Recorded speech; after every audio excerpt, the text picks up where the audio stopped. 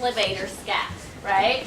So you are against gravity position, sitting, arms at sides, adducted.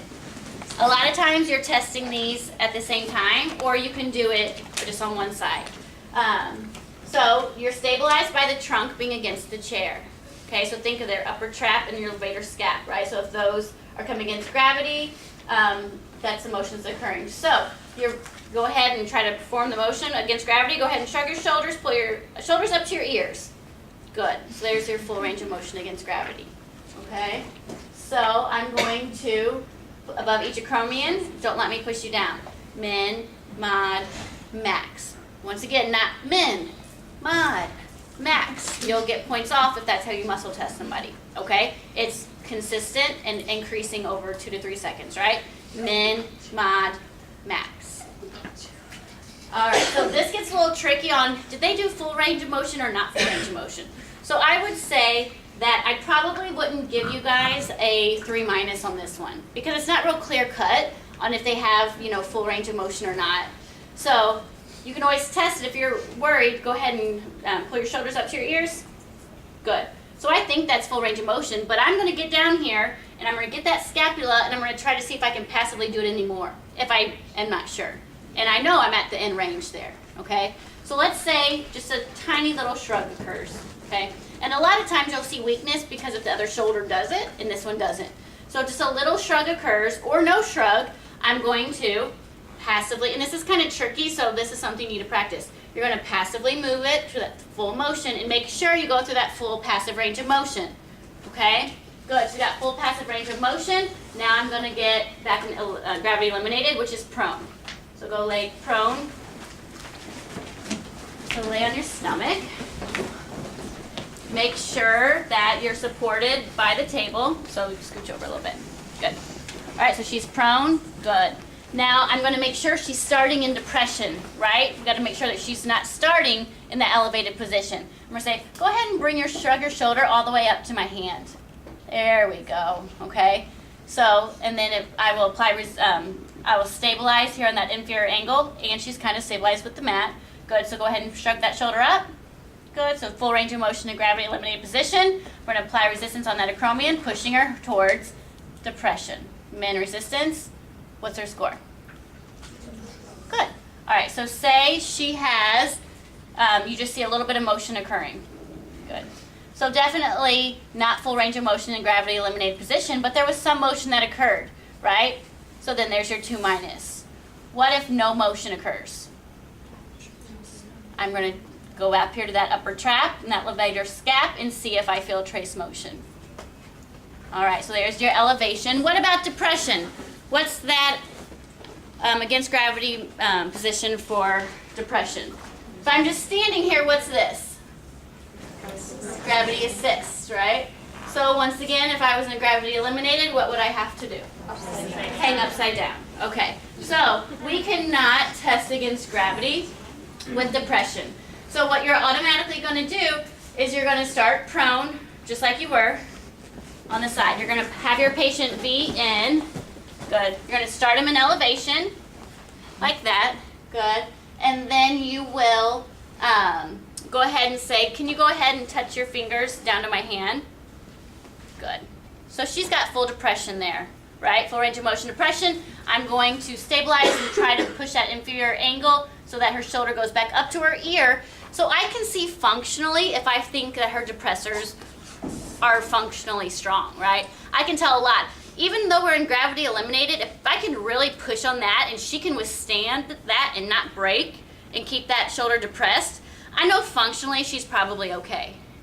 But if she can't even move against in that gravity eliminated position, she can't move it all the way down, I know that her depressors are very weak. But for testing purposes, you put a question mark. You don't know because you've not been able to fully assess them against gravity, right? So know how to do it and functionally how you would test this position, but the book says that you can only be estimated and a question mark should be put in your box. So there's your depression. Scapulothoracic retraction. All right, so we're going to go ahead and start here. So you are our middle trap and rhomboids. So against gravity position, so scoot on over a little bit. Prone, your arms abducted to 90 and elbows hanging off the mat. There you go. So, so what we're looking for is that scapula retracting, right? So your middle trap and your rhomboids, that's what we're looking at. So here you're really palpating, you're feeling that motion. We're stabilizing, she's against the mat, the trunk's against the mat, and our other hand is either right on that spine or on that contralateral scapula, okay? So go ahead and pull your elbow up for me. Good. So I know that she's not horizontally abducting by doing this because I see her scapula moving. Her scapula, that medial border, is getting closer to her spine, okay? So she's not just glenohumeral horizontal abducting. There's true retraction going on at the scapula, and I can feel that. So go ahead and pull your elbow up to my hand. Good. So there's that full range of motion against gravity. And then I'm going to apply resistance on the lateral border of that scapula, or if the shoulder is stable, on the distal humerus. Okay? So the book shows you either way. If I'm really not worried about her, I would do it on the distal humerus. But if she has severe weakness of these joints, or she's got shoulder problems, I'm not going to crank here because I'm going to cause pain. So then I would then put it on that, the lateral part of the scapula, try to push it back down towards protraction. So it's a little tricky. You have to know your landmarks of your scapula to test that. So she's got full range of motion against gravity. I'm going to do min, mod, max, 5 out of 5, right? Okay, so now she barely has any motion. Good, so definitely less than half range of motion in a gravity eliminated position. So I'm going to go ahead and passively range her. Good, she's got passive range of motion of that scapula.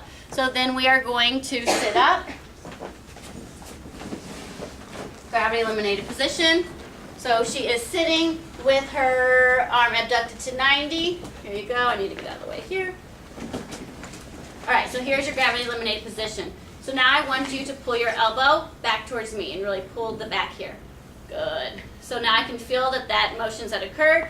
Same thing if I apply resistance. On this, you can only get a score of 2, 1, or 0. Okay? Not a 2 plus or a 2 minus because it's too hard to feel and to know if they've had all that range of motion in that gravity eliminated position. So if they have full range of motion in a gravity eliminated position, they've got a 2. If there's no motion, then there's your 1 and you're palpating. And if it's no motion and you don't feel anything, there's your 0. Okay, so here's where that grading scale goes a little off. There's no 2 plus, there's no 2 minus. If there's any motion that's occurring, they automatically get a 2. All right, so and then the opposites. First, our protraction. We know that that's our serratus anterior. I want everyone to really try to palpate that serratus anterior between the scapula and the ribs. So to test it against gravity, you're going to go nice supine. Okay, you're going to put this flex to 90, glenohumeral to 90, bend the elbow like this. All right, so she's in her neutral position. Go ahead and put your elbow and come up and touch my hand for me. Good. This people will mistake for full range of motion if they've achieved it or not, because you're going to think there's no way she can get, by golly, she can get her arm all the way up there just by protracting that humerus, okay, or that scapula. So if you're not sure, here's another time where I'm going to grasp that humerus and I'm going to protract to see if I have that full range of motion against gravity. So she goes ahead, go ahead and pull against gravity here. Good, so you're going to apply the resistance on the distal humerus right here or on the elbow, and you're going to try to push, min, mod, max back in the opposite direction. Okay? So if she has almost full range of motion, good, but definitely more than half, and it would be obvious if this is a test question, I will passively make sure that she has it the rest of the way and assign her her 3 minus. All right, so if there's very little motion and definitely not half, I will passively range her. Good. And then move into a gravity eliminated position. So go ahead and sit up again. Same position, but you are now flexed to 90. Good. So you're here. Good. The arm can still be bent. Same thing. So now I'm supporting. Can you go ahead and touch your elbow out to my hand? Good. So if there's any motion here, there's your 2. We don't even have to put resistance on. If there's no motion, and I can palpate, here we go, that serratus anterior. So if you're ticklish, right, so you're going to get underneath that scapula, good, and feel that muscle for a muscle trace, or 0, no muscle trace.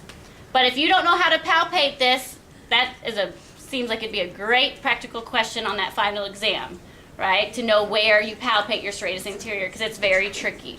Okay, so if you're palpating way over here for serratus anterior, probably going to get that wrong, right? Because where is it at? It's between the thorax and the scapula. We learned that today. All right, that's it. So let's